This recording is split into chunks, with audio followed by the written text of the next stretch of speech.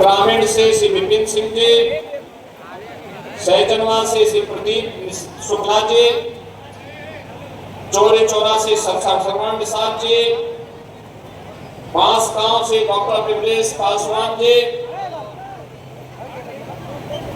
महिला आयोग की उपाध्यक्ष श्रीमती चारू चौधरी जी, हमारे सभी ब्लॉक प्रमुखगण, भारी संख्या में पिपराइच विधानसभा क्षेत्र की परियोजनाओं के लोकार्पण और शिलान्यास कार्यक्रम में उपस्थित इस क्षेत्र के सभी पदाधिकारी, कार्यकर्तागण और भारतीय जनता पार्टी के जिलाध्यक्ष श्री जनार्दन तिवारी जी के नेतृत्व में उपस्थित सभी पदाधिकारी और कार्यकर्ता बहन और भाइयों और उपस्थित इस क्षेत्र की जनता जनार्दन, आप सभी को आज मुझे पिपराइच विधानसभा क्षेत्र के मात्र 2 विकास खंडों की परियोजनाओं का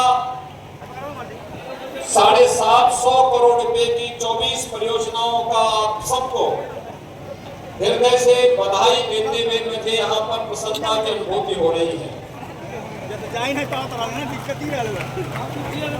वामन माता का आशीर्वाद है कि मौसम के बारे में जो पहले से अलर्ट था कि भारी बारिश होगी और इसीलिए हम कार्यक्रम थोड़ा लेट कर रहे थे, लेकिन कार्यक्रम जैसे जैसे नजदीक आता गया मौसम वैसे वैसे शांत होता गया और अच्छा मौसम हो गया। वास्तव में आज आपने देखा होगा विकास कैसे होता है। अब गोरखपुर से आप चलेंगे भटक मात्र 12 से 15 मिनट। पहले हम पास स्थान आते थे तो 1 घंटा लगता था गोरखपुर से आने में, और आज मात्र 15 मिनट में आप लोग गोरखपुर से पास स्थान पर आ सकते हैं। किसी भी रास्ते आप आएंगे 4 लेन से आप जुड़ गए।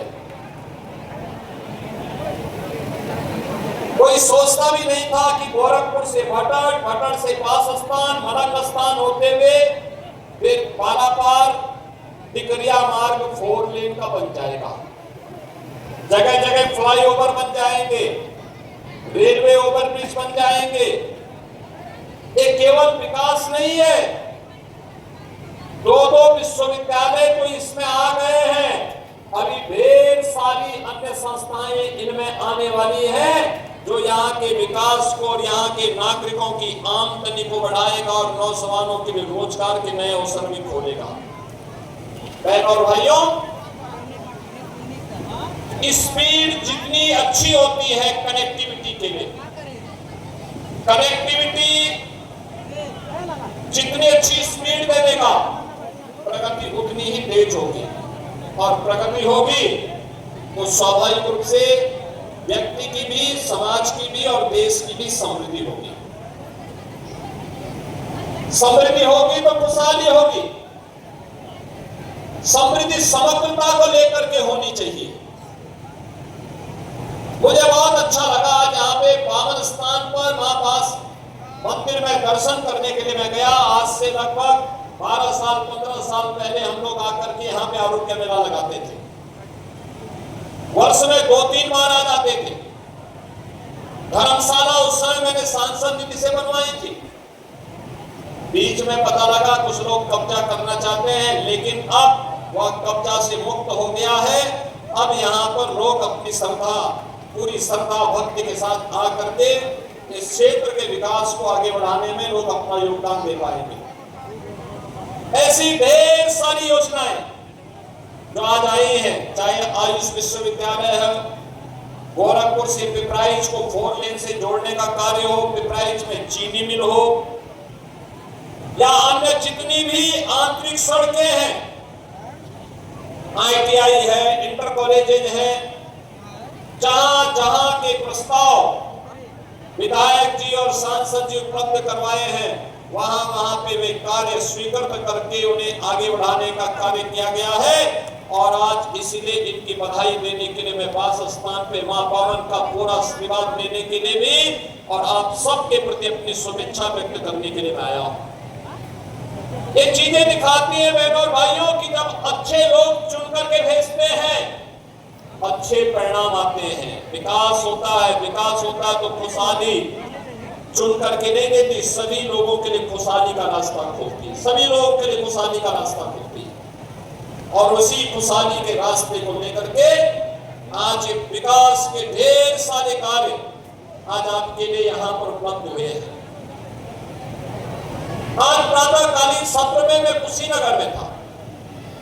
कुशीनगर में भी विकास के कार्य इसी गति के साथ आगे बढ़ाने के कार्य हुए हैं, तेजी के साथ, बड़ी बड़ी योजनाएं। ये केवल भटागर चरकावा विकास खंड के कार्य हैं, अभी पिपराइच का अलग है। यानी विकास ही हमारे वर्तमान को और हमारे उज्जवल भविष्य को अच्छा बनाने वाला है। अगर विकास की योजनाओं में कहीं भी सेंध लगे, हम फटे, तो अब आपसी हमारा विभाजन, जाति के नाम पर बंटने की कीमत वर्तमान और भावी पीढ़ी को चुकानी पड़ेगी। क्योंकि विकास नहीं होगा, फिर लोग ठप कर देंगे। एक सिलसिला बना है बहनों और भाइयों, यही तो होता था सत्र के पहले। सत्र के पहले इंसेफ्लाइटिस की बीमारी थी, सत्र के पहले यहां से पलायन था, सत्र के पहले यहां पिछड़ापन था, सत्र के पहले शासन की किसी भी योजना का लाभ गरीबों को नहीं मिल पाता था, कमजोरों को नहीं मिल पाता था, महिलाओं को नहीं मिल पाता था, नौजवानों को नौकरी नहीं मिल पाती थी, किसानों को किसी भी शासन की योजना का लाभ नहीं मिल पाता था। लेकिन अब योजना का लाभ भी मिल रहा है, विकास का कार्य भी हो रहा है, बीमारी का समाधान भी हो रहा है, और साथ साथ अब तो उपचार के केंद्र आपके गांव और आपके घर में स्थापित हो रहे हैं। आयुष विश्वविद्यालय का आपके भटट ब्लॉक में बनना, बीआरडी मेडिकल कॉलेज का उन्नयन होना, गोरखपुर में एम्स का बनना, गोरखपुर के फर्टिलाइजर कारखाने का पुनः बन जाना, यह अपने आप में विकास की उस महत्वपूर्ण कड़ी का हिस्सा है जिसके लिए आप तरसते थे, और आज वह विकास आपके घर में आकर के आपको इस दिशा में आगे बढ़ाने का कार्य कर रहा है।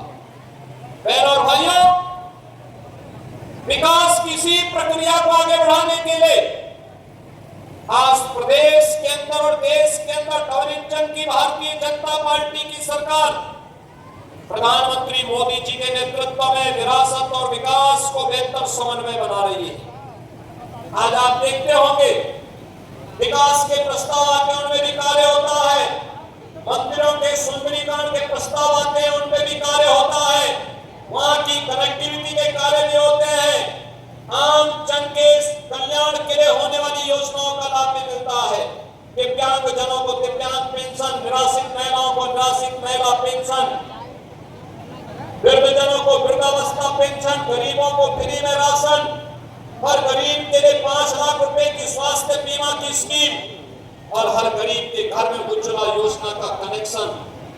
ये सभी योजनाएं हैं, और मुझे अच्छा लगता है जब मैं लखनऊ में नियुक्ति पत्र वितरित करता हूं, तब भटट और पिपराइच के नौजवान, चरगावा के नौजवान भी नियुक्ति पत्र, कोई पुलिस में भर्ती होता है, कोई लेखपाल में भर्ती होता है, कोई किसी अन्य विभाग में, कोई शिक्षक बनता है, कोई चिकित्सक बनता है।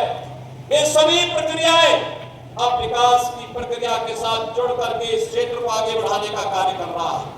बहनों और भाइयों, विकास की योजनाओं का विकल्प कोई नहीं हो सकता, और याद रखना, जाति के नाम पर बांटने की विपक्ष की जो साजिश है, वो इन विकास के कार्य में बाधा पैदा करने का कार्य है।